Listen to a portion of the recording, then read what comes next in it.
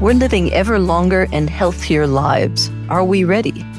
Our extra decades impact everything, from careers and couples to companies and countries.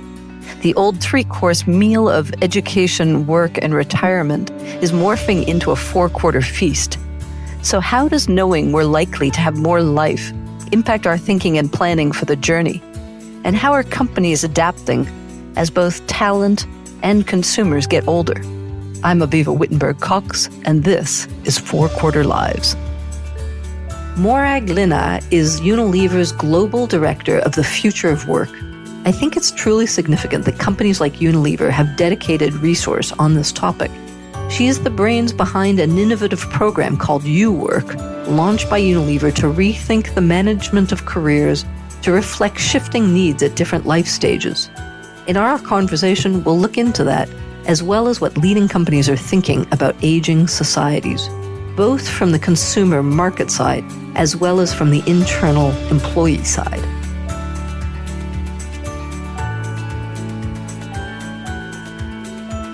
Morag Lynagh, welcome to Four Quarter Lives. Delighted to have you representing Unilever with us today on how companies are managing longevity. Thanks very much, Aviva. Pleasure to be here. Now, I can't resist by starting with the personal question of how and when did you get, I know you're a big specialist in this longevity space and how it relates to the future of work. When did you first get interested in this? You look a little young for getting into longevity. That's very flattering. I had a birthday last week, actually, Aviva. So I'm very firmly looking 60 in the eye at the moment. So not so. I'm on the other young. side, so I can say that it's safe territory. So I got into this probably about 5 years ago. I was working in a role in Unilever at the time where I was responsible for looking at employment policy and employment benefits. And I was looking at, is what we're doing, is it right for the future? And that's really the first time that I started to look at and come across the thinking about aging demographic. So that was with a UK lens, but we have a number of global teams who are based in the UK for Unilever. And so I also started to realize that very quickly it wasn't just a UK issue, it's a global issue.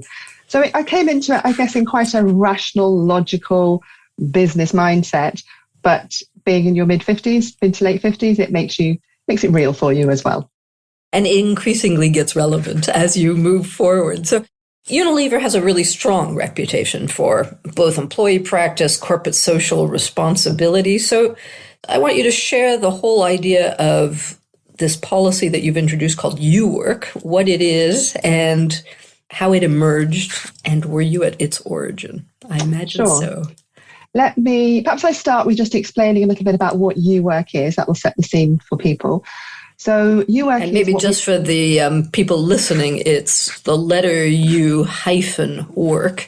So UWork is the name of the policy. Perfect, thank you. So we think of UWork as being what we call a new employment model, so a new way of employing people. And with UWork, people remain an employee of Unilever. We give them a small monthly retainer, so they get an income every month, irrespective of whether they work for us or not. And then when they do work for us, they get some assignment pay. And as well as the pay that they get, so as well as the retainer and the pay, we also offer some benefits. It's a different benefits package to the package that we give to our regular employees. There's a different relationship, a different level of codependency. But we talk about UWork being flexibility with security. So we offer a pension, we offer some healthcare, we invest in people's learning. So that's how UWork works. Is the idea almost like a gig economy internal to the company with some security wrapped around it? Exactly that, Aviva. And we first started thinking about this back in about 2017, 2018. I was working with a colleague, Jova, who was responsible for the UK at that time. And the trigger for it was thinking about our older employees and thinking about those employees who either needed or wanted to perhaps continue working with us, but not in the same way that they have been working. And how could we facilitate that? And at the same time, therefore, we get to keep their talents and their skills and their knowledge. So that's a benefit for us as well.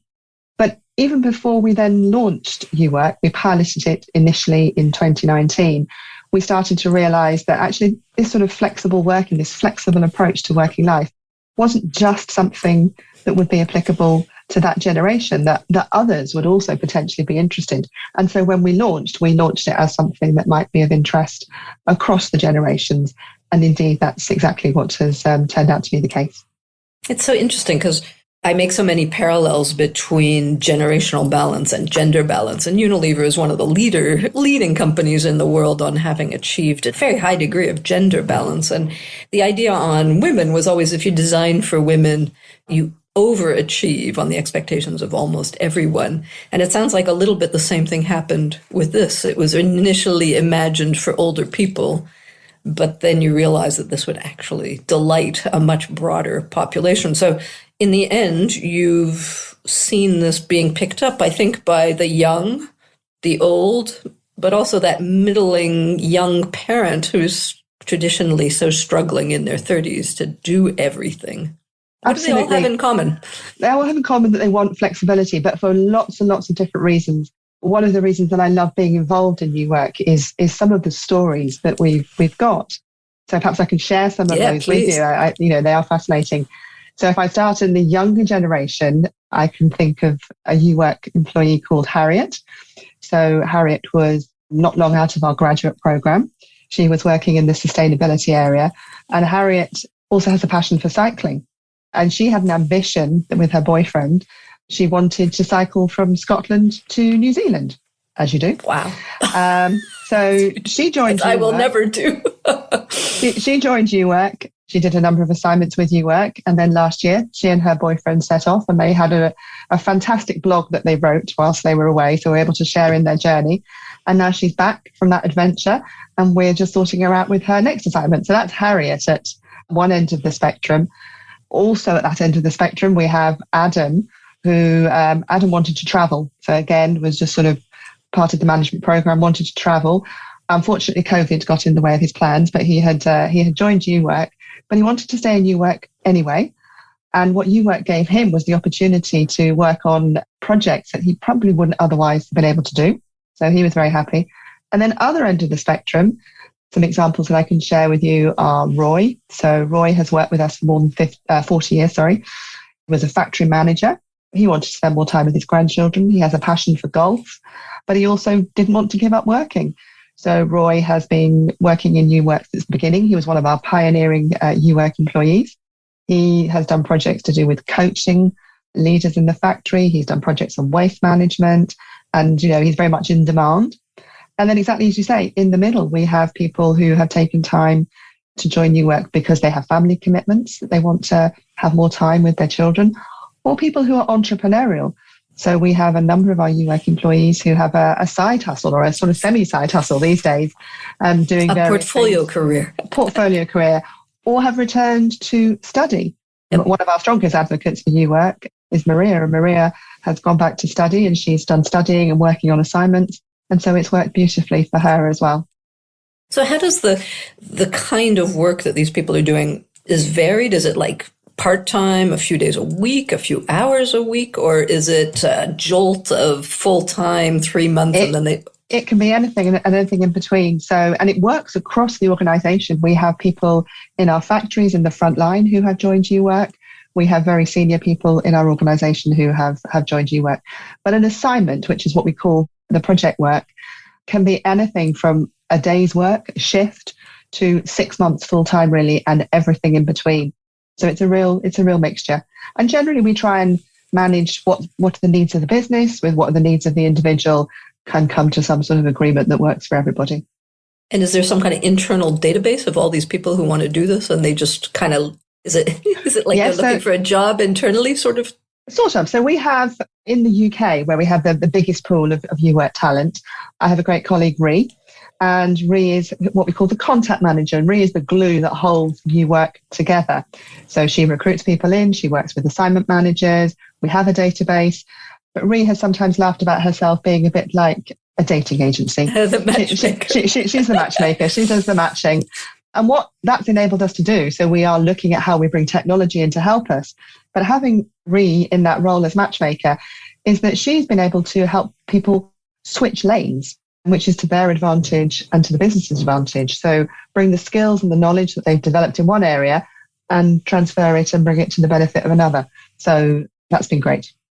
Which also kind of becomes a developmental program for Absolutely. a lot of people who might want to go more horizontally. So if this program covers the young, the old, and the parents, who's left? I mean, is that the majority of today's modern I think it is. I think from the examples that I've shared with you, what we're seeing is that whatever your life stage or life situation, new work potentially could be something that is right for you. So yes, I think it is mostly covering everybody's needs. So you launched in the UK, you're rolling out globally. Where has it been rolled out, and what's been the impact at multiple levels is my question, on employees themselves, on leaders in the organization? Are they thinking differently about flexibility when they see this program roll out? So we've launched in about 10 countries now. And what we're starting to see in most of those countries, but not all, but most of those countries, is the same pattern that we saw in the UK. So there is a slow trickle at the beginning of pioneering spirits who kind of look at this thing and think, oh, this is a bit different, I'm not sure, but then join and see the benefits. And that's exactly what happens in the UK when we piloted. And then there's an expression, isn't there? Success breeds success. I think when people start to see others and see that they're working and that it's going well for them, that brings the confidence. And that's the pattern we start to see elsewhere. The most recent country that we've launched in is Canada. So they launched in October and they've signed up their first person. We're doing well in India and Turkey. Other countries are a little slower to get going. Some of that, I think, is about culture and about, how prevalent flexibility is within those cultures. And a little bit about, we've learned that it takes some energy to get something going. And in countries where we have small teams and they have other priorities, but, perhaps they haven't always had the time to promote it and drive it as we have elsewhere. But I would say that the impact is that our greatest advocates are the employees themselves and the managers who are assignment managers and who have accessed the talent pool, because from a line manager perspective, you're getting a known quantity, you're getting someone who hits the ground running, who can deliver much faster. And what we actually learn from the countries who go live outside of the UK, they are saying to us, can you help us give examples of assignments? So it is about helping line managers to think about how they resource differently, how they sort of break work down into other chunks. And we're learning to do that with UWork. So it's helped us in that regard. Fantastic. We'll be following this story then for many years to come, because I think this is really pioneering stuff that should interest my last curiosity, are there any gender differences in the adoption or engagement around the topic? Not significantly. So in the UK, as I said, where we have the biggest pool of UWork employees, we have slightly more men than women, but it's very marginal. And when you look at, does that change by life stage? For our younger UWork employees, there are slightly more women than men. And in the older bracket, there are slightly more men than women. But it is at the margins. It's not significant. Yep. So it seems to have a very broad appeal. Fantastic. I think this is condoning flexibility for all, which is an unusually liberating message for companies everywhere. So that's a little bit my question. If we broaden out to companies beyond Unilever, I'd be very curious to see what is your thinking on where they are on longevity. How are they adapting? Have you seen other examples that inspire you? And what's been the response or interest from other companies in UWork, both internally? I mean, it's obviously been spreading to other countries. What about externally? So I guess when I think about other companies and what they're doing in longevity, it's just what I see and what I perceive. Yep. And I would say that in the last couple of years particularly, there is an awakening to the issue. And I see that there are some organizations who have people like me who are thinking about what it means and how can we structurally address that. I see governments starting to do more as well. So Australia, they have financial incentives for companies to hire and retain people over 50. Just last week in the UK, the government started consultation about should there be tax breaks for people over 50 to help them remain in the workforce. France is trying to change its retirement age. But I think it's moving everywhere, isn't it? It's moving everywhere. Fascinating. I think the challenge that we all have, is that challenge of ageism, though, and not just about what we think about other people, but actually what we think about ourselves. We are so programmed from birth about what it means to age and how you should behave or think or do at a particular age in life, sometimes in a self-limiting way. That as we try to tackle this, it's about challenging ourselves about what we think is right. And we have to kind of continue to do that. I guess what I also see, which I think is a good thing, is I see organizations waking up to the commercial possibilities in an aging demographic. And there are organizations out there, so not just the not-for-profit organizations like AARP in the States or the Centre for Aging Better in the UK, but organizations who are, for example, creating platforms to give other organizations access to a marketplace of older individuals. And they are putting a lot into marketing and a lot into promoting, what it means to be a bit older, particularly the third generation, as you refer to, Aviva. And I think that's to everyone's benefit because they're challenging those stereotypes and changing it. And I see that as a positive thing. And I'm wondering if you're facing this as just talent crunches at the younger end. Rishi Sunak, the Prime Minister of the UK, is launching an all-out call to try and get the 500,000 older Brits who pre-retired back into the workforce. Are you seeing things like that? Is this helping retention on your side? It is helping retention on our side, but I think we see you work as just one element of a broader flexibility agenda. We have a social commitment in Unilever, which is around helping to provide flexible work options for our employees, including new employment models. And the reason for that is around seeing our responsibility as an organisation to help greater workforce participation, whether that's in the UK or elsewhere, for exactly the reasons that you've just described. It gives access to work to people who either can't or won't work in those traditional methods. So for us, we have this big flexibility focus, whether that's everyday flexibility, so where you work or how you manage your time, whether it's something formal like part-time working, or whether it's something like new employment model. We see that as a key to being able to tap into those people who are perhaps not in the workforce currently. Interesting. Are there talent policies that Unilever is adopting or testing to adapt to aging workforces, right from recruitment, development? And I'm curious, you're talking about ageism, anything around ageism awareness, training? Is any of that yes, starting? I mean, like most organisations, we are a work in progress. We are learning as we are going. But yes, there are things that we are doing.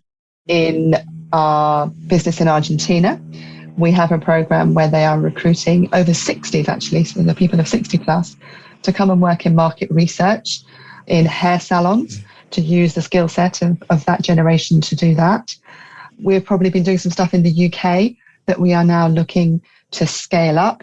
So some of the examples of the things we've been doing are around creating an environment that is friendly to all generations. So we've done some stuff around setting up a carers commitment statement and a carers network. We've introduced menopause guidance. So those are not things that are exclusive to older workers, but they are perhaps of most interest to that group. So we've been doing those sorts of things. And something we did at the end of last year, which again, we're looking to scale now, is again, open to everybody, but recognizing that as you age, you may want to have a different relationship with work, think differently about work. So we ran an event that we called Your Future Working Life. And that over a 2-week period, we gave people access to drop-in sessions where they could think about their purpose. What do they want the next 20 years to look like for them? How do they finance things? How do they do a skills audit if they want to perhaps pivot and change? How do they sell themselves in the experience? I love it. The next 20 years, that's not a horizon that most people are thinking about. Yeah. What was the reaction? Very positive. Very positive. So lots of interest, lots of people coming along. And that's the reason that we want to scale it, to give other people that opportunity. Our thinking is that if we can help people who are wanting to do things differently, then that's potentially to our advantage as well. We get to keep those skills and keep that experience. So that's our And did the aim, people really. attending that kind of session, were they of every age and stage? They were.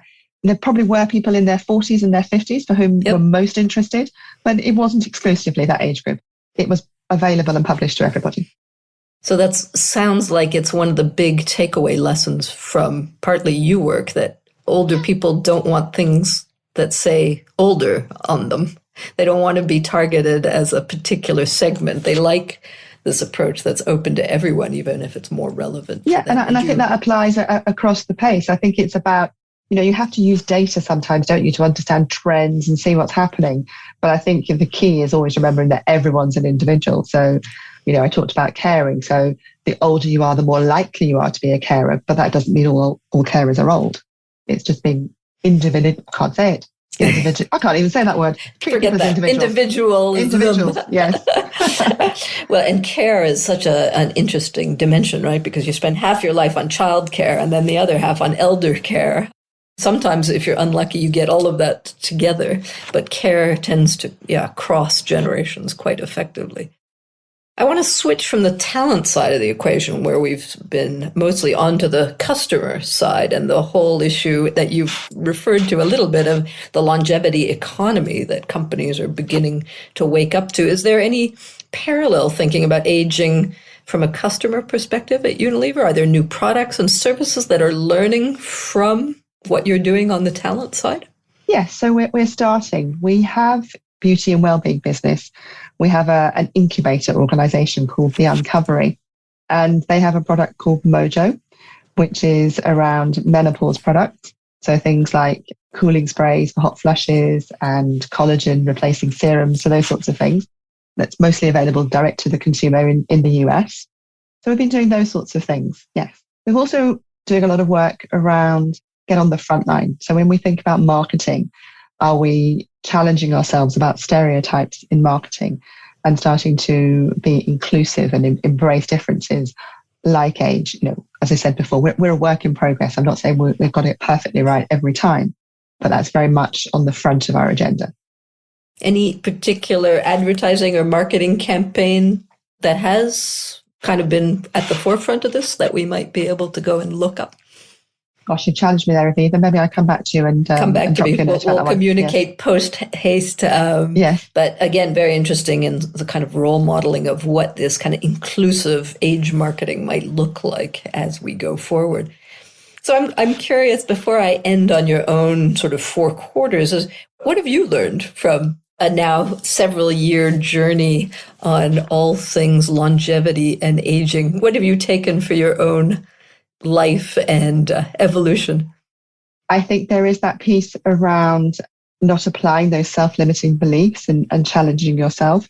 There was an article I read a little while ago which talked around how we describe ourselves and how we talk about ourselves, challenging the reader and saying, when you're talking about things that you maybe did in your 20s and your 30s, do you talk about when I was in my prime? And if you do, why do you say that? When you talk about things like senior moments, why are you saying that? So I do sort of challenge and sort of try and stop myself doing those sorts of things. But the other thing that I've learned is that I think it is a topic that we have to talk about, because we are so much in a different place as a society when it comes to thinking about age than, for example, gender or race or those sorts of topics, that when you talk to people around it about this topic, you almost see the scales come from their eyes and yes. They're smart, they get it, but they just haven't thought about it before. And so for me, it's about talking about it that is really the key, I think, to making progress in this area. It really reminds me, this whole last few years really reminds me of the topic of gender balance was in organizations completely. 20 years ago when I started in on that topic. This massive tsunami of demographic change that people sort of knew was coming, but didn't think they had to deal with quite yet. And I think that's really interesting. I've sort of made that parallel when I've been talking to people sometimes, that point around a choice that perhaps a woman has about does she want to, or a man, do they want to stay at home and look after family, or do they want to carry on working? And that's either choice is absolutely right. It's for the individual to make it. And I think when you take it into the area of age, it's about not making assumptions about what someone wants to do in relation to retirement. If someone wants a cliff edge retirement and to leave work totally at age 50, that's great. But if they don't, they don't. And it's not for somebody else to make an assumption about what's the right thing for them and what they should be doing. For me, that's important. Yeah, and especially as all we've ever known so far really is cliff edge retirements. Yes. It'll take a lot of this kind of role model. I'm curious if there's a sort of internal communications around your case studies of all those people you were telling us. Are you trying to sort of educate people with these stories? We do use the stories as a promotional tool, but also as an educational tool. So last year we did some stories and we focused on some of the older workers. In New Work this year, our focus will be a little bit about some of the younger workers. So we do it quite consciously, yes. So, I end my 4 Quarter Lives podcast by asking every guest how they would summarize in a few short words, metaphors, or phrases your own 4 quarters, looking back and looking forward. How would you summarize? So I had a little think about this. I was forewarned, so I had a little think about this one. And I think in terms of quarter 1, I can't improve on grow. I think that sums it up nicely. In terms of quarter 2, again, I think achieve is quite good. I think for myself, I would probably say achieve, pause and reassess, and achieve again. So sort of doing it like that. Quarter 3, which is where I am now, gave me the most pause for thought. And I thought of a number of different things. There was one phrase that sprang to mind, which was, I'm not done yet. Yep. I also thought about doing it my way. There's something about the confidence that you have at this point, which is not necessarily wanting to conform and being happy to speak out. So that's quite good. And I also thought about, in terms of the 4th quarter, I like the harvesting concept, but I also thought about, sort of being at peace with what you've done at life. And then I did think at peace is also a euphemism for being dead. So perhaps being content was a better way to express it. So those are my initial thoughts around it.